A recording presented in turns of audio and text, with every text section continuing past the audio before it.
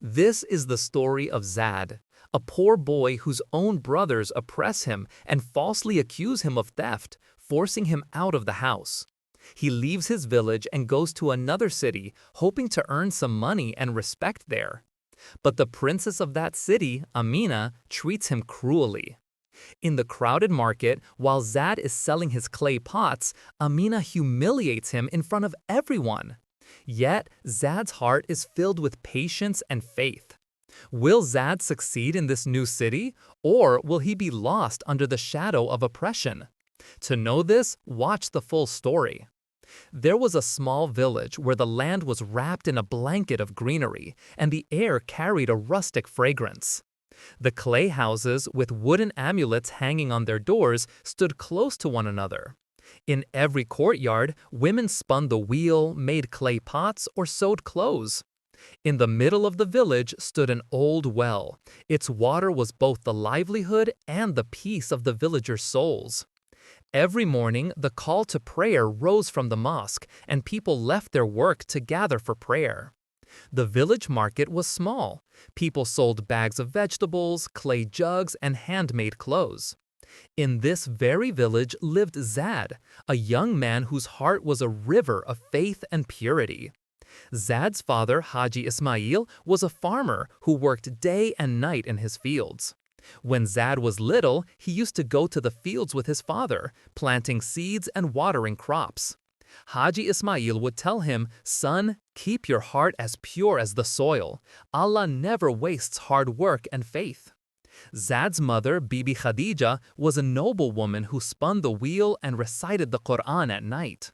She taught Zad, "When the world becomes harsh to you, be patient. The Quran says, 'Indeed, Allah is with those who are patient.'"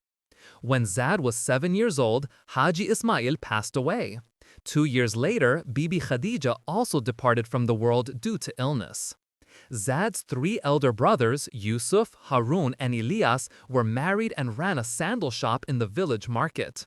Their shop was famous because their sandals were both strong and beautiful. Yusuf, the eldest brother, managed the accounts. Harun designed the sandals, and Ilyas sold them in faraway villages.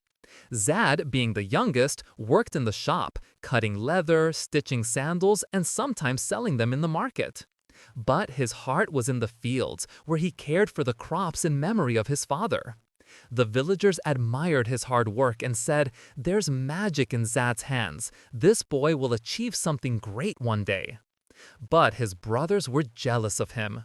Yusuf would say, "Zad makes us look lazy. What work does he even do in the shop?" Harun and Ilyas would agree with him. Their wives, Fatima, Yusuf's wife, Zainab, Harun's wife, and Maryam, Ilyas's wife, were also unhappy with Zad. Fatima said, "This boy is a burden on the family." Zainab said, "He wastes his time in the fields. Why doesn't he work properly in the shop?" Maryam said, "Throw him out of the house or he'll bring us shame."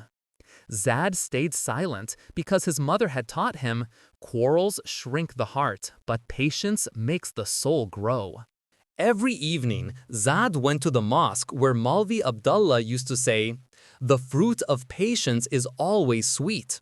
The Quran says, "We will surely test you with some fear and hunger, and those who are patient will receive reward from Allah."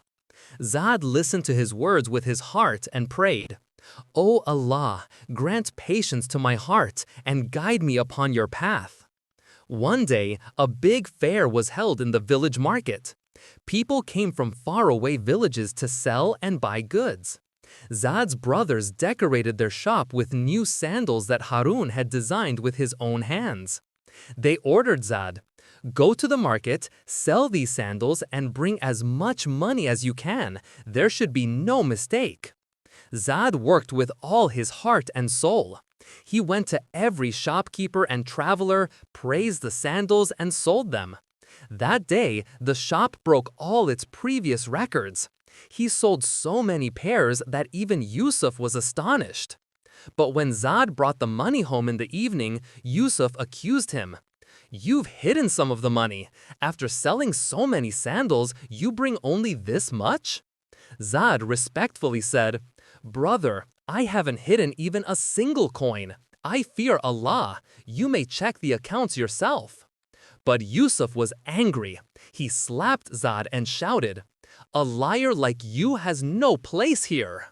Harun said, "He always embarrasses us." Ilyas agreed, "Throw him out or he'll ruin the name of our shop." Their wives joined in too. Fatima said, "This boy is a burden on the family." Zainab said, "Let him go, he only brings shame." Maryam said, "He'll destroy our peace, send him away." Zad's heart shattered. He tied a small bundle. It had only 2 clothes and a tasbih his father had given him. He said to his brothers, "I'm leaving, but remember, Allah sees everything." That night, he walked endlessly under the stars, carrying his mother's prayers in his heart. By morning, he reached the gates of a large city, the city where Princess Amina lived with her father, King Suleiman, and her mother, Begum Zainab. This city was completely different from Zad's village. The streets were stone-paved, where vendors sold oil lamps and clay pots. The market was full of noise. Some worked with iron, some dyed fabrics, some sold handmade jewelry. At the center of the city stood a royal fort, its dome shining under the sunlight. Nearby stood an old mosque whose courtyard filled with people every evening. Zad thought, "Here I will start my new life. Oh Allah, help me." He had no money, no identity, no one to know him. He went to the mosque courtyard where Hafiz Sa'id taught people the Quran. Hafiz Sa'id said, "Whoever puts trust in Allah, paths open for him, and whoever relies upon Allah, He is enough for him." Zad listened to his words and made a promise in his heart that he would earn his living through honest and lawful means. He started working in the market, sometimes carrying goods for shopkeepers, sometimes watering fields, and sometimes helping blacksmiths with their work. People, seeing his hard work, said, "This new boy, there's magic in his hands." One day, an old shopkeeper named Ustad Rahim gave Zad work at his shop. Ustad Rahim made clay pots, and Zad would prepare the clay for him and sell the pots in the market. Ustad Rahim often said, "Zad, your heart is filled with faith." Every night, Zad went to the mosque, offered prayers, and supplicated, "O Allah, grant me lawful sustenance and bless my heart with peace." In the royal palace of the city lived Princess Amina. Princess Amina, a beautiful but arrogant girl. Amina lived in the royal palace with her father, King Suleiman, and her mother, Begum Zainab. King Suleiman was a just and kind ruler who cared deeply for his people. Begum Zainab was a noble and gentle woman who always recited the Quran and prayed for goodness. But in Amina's heart, there was an ocean of pride. She used to say, "I am a princess. There is no one greater than me." Her clothes were made of silk, her jewelry was of gold, and servants always walked before and behind her. Begum Zainab often tried to explain to her, "Amina, arrogance darkens the heart. The Quran says, 'Do not walk on the earth with pride, for Allah does not love the arrogant.'" But Amina would reply, "Mother, such things are for common people. I am a princess. I don't need to bow before anyone." Sometimes, even King Suleiman would try to guide her, but Amina would laugh off his words as a joke. Hafiz Sa'id, the imam of the mosque, would occasionally visit the royal palace and advise her, "Princess, true royalty lies in the softness of the heart." Amina would listen, but his words never touched her heart. She would look out from the palace balcony at the city and think, "This city exists because of me.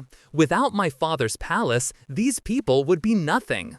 One day, a grand fair was held in the city's market. People came from far and wide to sell and buy goods. Zad was there selling clay pots for Ustad Rahim. Amina came to visit the fair with her servants, dressed in silk attire adorned with golden jewelry. At Ustad Rahim's shop, she saw a beautiful clay jug. But in her pride, she said to the shopkeeper, "What a worthless jug! There's no grace in it. The palace's pots are 1,000 times better than this." Zod, who was standing nearby, couldn't bear her words. He spoke respectfully. "Princess, this jug carries the light of an old craftsman's hard work.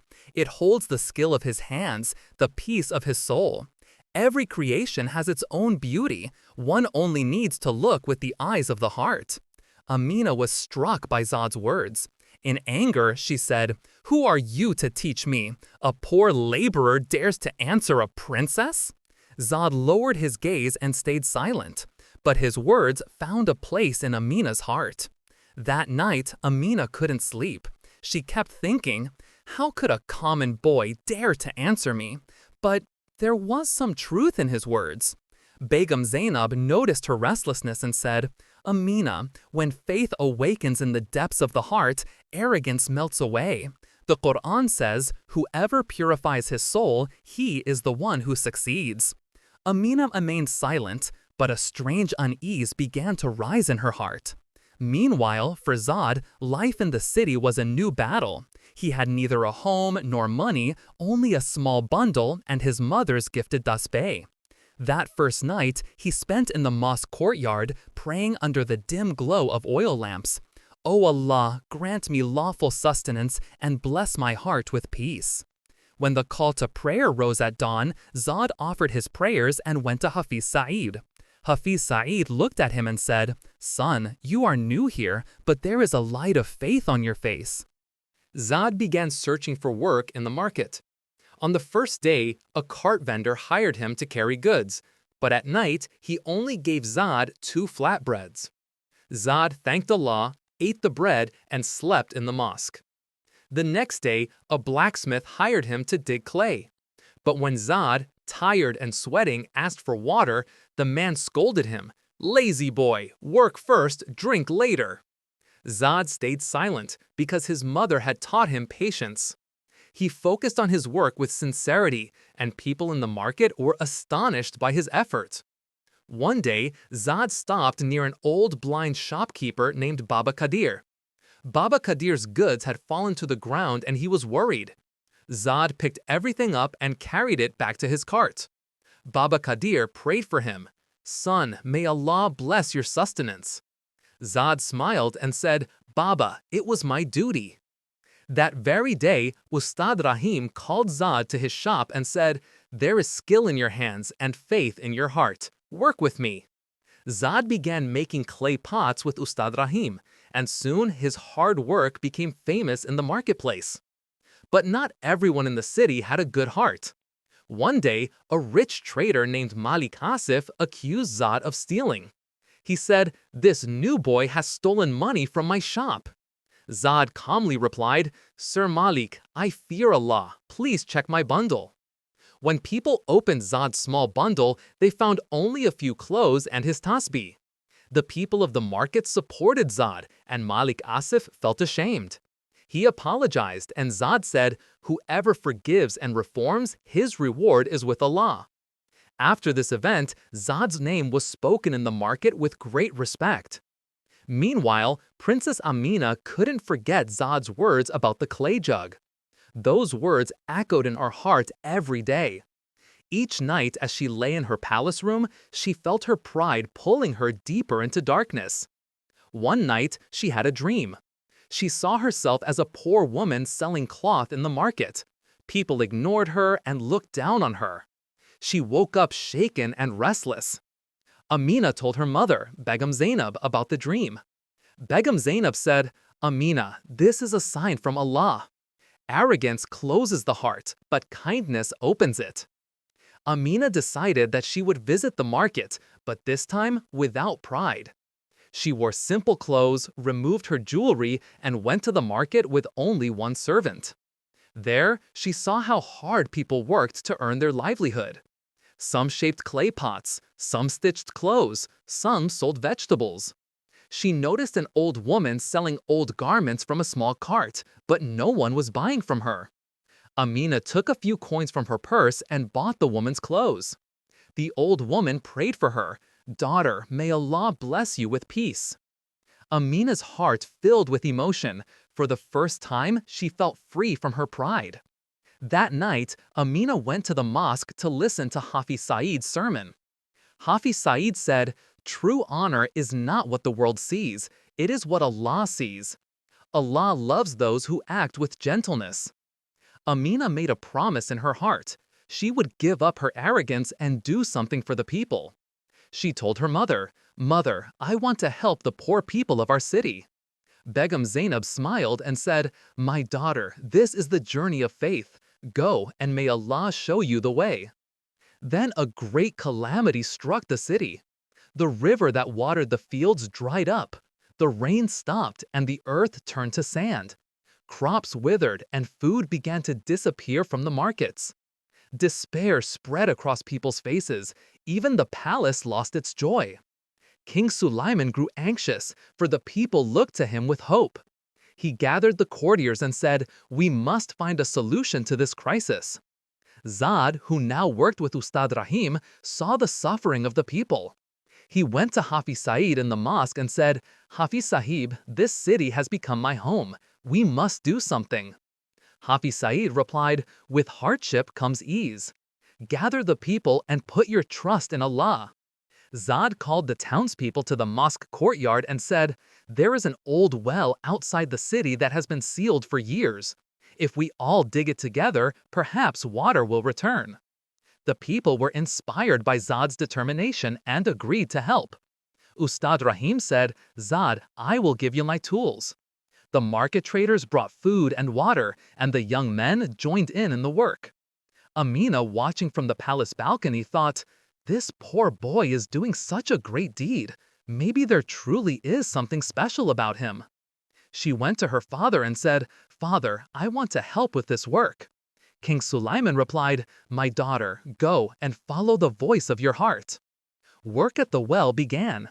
Zad worked day and night, digging earth, lifting stones. The townsmen stood beside him. Strong young men swung their tools.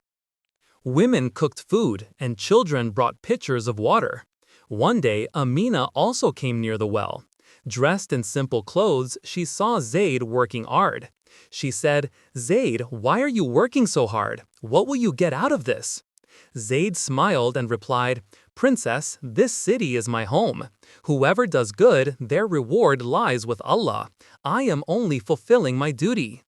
Amina was deeply touched by Zaid's words. She decided to take part in the work too. She ordered tools and food from the palace and began working alongside the people herself. The townsfolk were astonished. The same princess who once walked the marketplace with pride was now working in the dirt in plain clothes. Begum Zainab saw her daughter and said, "My child, this is the light of Allah descending into your heart. Allah loves those who do good for others." The work was difficult. The well was old and its walls kept collapsing. One day, a large stone fell and injured a worker's hand. People began to lose hope. But Zaid said, "Friends, do not give up. With hardship comes ease." He gathered everyone again and the work continued. Amina also encouraged the people, and her voice brought peace to tired hearts. The work at the well went on day and night. The people of the city worked together as one heart and one soul. Zaid worked from morning till evening, digging the earth, lifting stones, and giving strength to others. He said, "Friends, this well is not only a source of water, it is a sign of faith." An old blacksmith, Ustad Bashir, brought his father's tools and said, "Zaid, these belong to my father. Use them for this well." Zaid kissed his hands and said, "Ustad, these tools will work with Allah's blessing." Amina now came to the well every day. She wore simple clothes and helped lift soil or distribute food. One day, when a worker hurt his hand, Amina tore a piece of her scarf and wrapped his wound. People were amazed. The same princess who once wore silk gowns was now working in the mud. Amina's heart felt a new peace. Every night, she sat with Begum Zainab and said, "Mother, I used to be proud, but now I feel that true grace lies in humility." Begum Zainab replied, "My daughter, Allah loves those who act with gentleness." There were still hardships. One day, a wall of the well collapsed again, and people lost hope. A worker said, "Zayd, maybe this well will never be completed." Zayd gathered everyone in the mosque's courtyard and said, "Friends, do not lose courage. Whoever puts their trust in Allah, He is enough for them." Hafiz Sa'id prayed, "O Allah, show us the way with your mercy." That night, everyone prayed together, and when morning came, they found an old passage inside the well where the soil was softer. Hope returned to the people's hearts. Months passed. One evening, as the sun was setting, they heard the sound of water rising from inside the well. Zayd and Amina leaned over. Drops of water splashed on their faces. The people rejoiced, and shouts of Allahu Akbar echoed everywhere. The well became known as the Well of Mercy. The townsfolk gathered in the mosque, and Hafiz Sa'id said, "This is Allah's mercy." People bowed in gratitude, and joy spread across the city. With the water from the Well of Mercy, the land turned green again. Crops flourished, markets grew lively once more, and smiles returned to every face. Amina was now completely transformed. She spent less time in the palace and more among the people. One day, she saw an orphaned child wandering hungry in the market. Amina took bread from her purse and gave it to the child. The child prayed, "Sister, may Allah grant you paradise." Amina's eyes filled with tears. She decided to do even more for the poor. She consulted Begum Zainab saying, "Mother, I want to build a home for orphans." Begum Zainab replied, "My daughter, that is a noble deed." Amina took money from the royal treasury and built an orphanage outside the city.